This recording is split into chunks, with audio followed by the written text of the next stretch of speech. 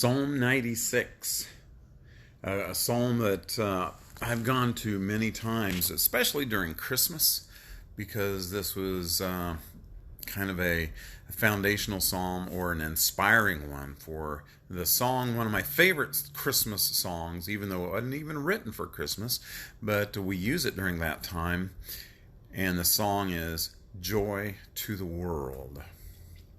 Sing to the Lord a new song. Sing to the Lord, all of the earth. Praise his name. Proclaim his salvation day after day.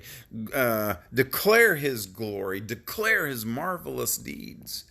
This is what we need to do. This psalm is set up into two parts. The first part is really talking about God and not talking about him, but bringing him praise.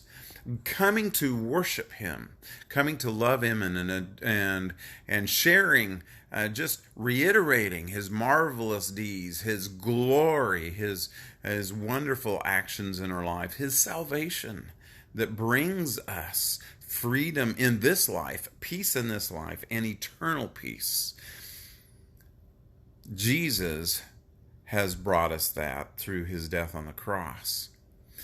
I don't think the psalm writer, which we don't know who wrote this, doesn't describe any person here, but I doubt if they fully understood God's salvation, but they were thinking in terms possibly of a nation, possibly as a personal saving from a war or a trial or tribulation. But as a nation, Israel wanted salvation from oppression from those around. And salvation, though, we understand, is far more than that. It's not just in this life. It's a life forever. And God provides that through our faith in Christ. But the salvation that this psalmist is really speaking of could be various things, and it doesn't say exactly what it is. But we need to proclaim what God has done for us. And I think this.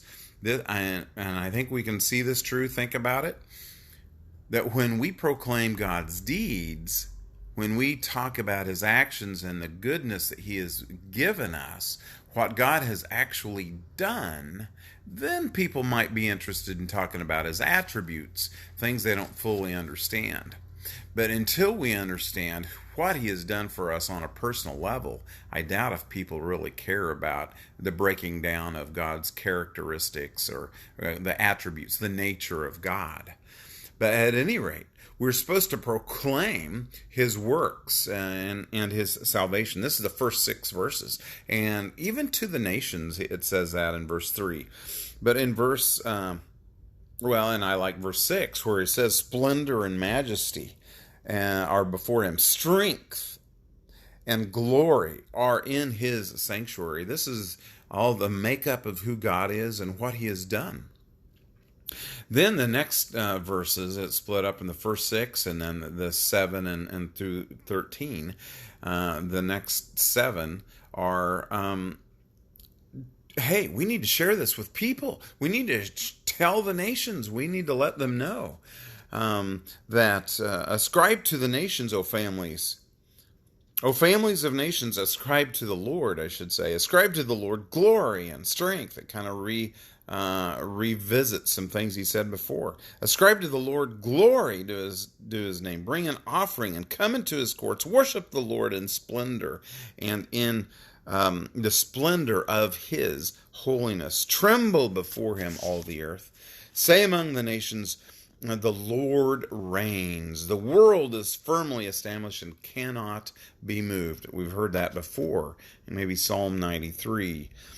But he will judge the people with equity. This is really a big part of what this psalmist is concerned about, is the judgment of God.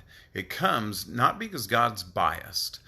God's judgment is not skewed by political affiliation or philosophical or political agendas.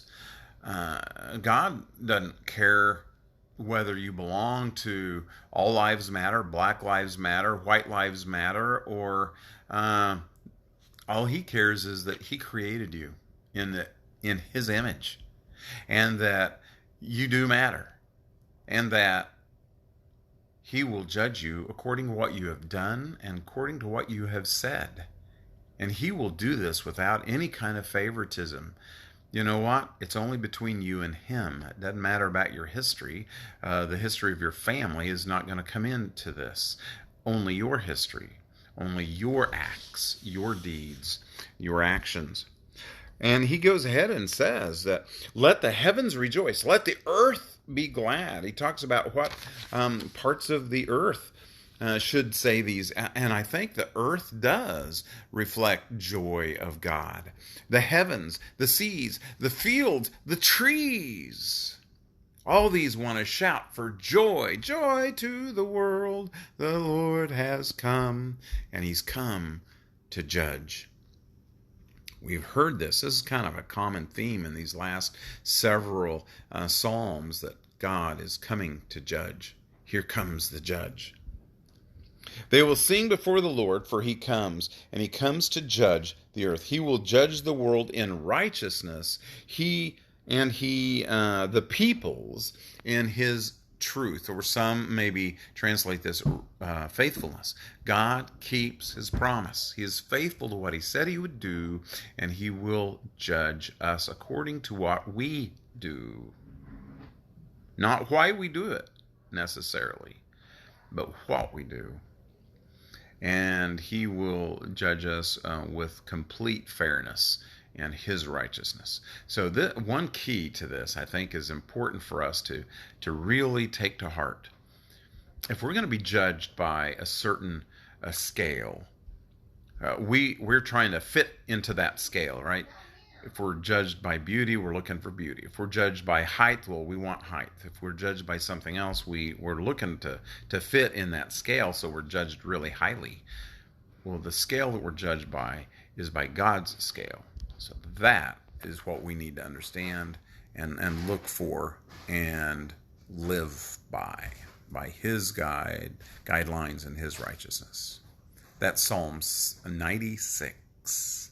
See you next time. Have a great day.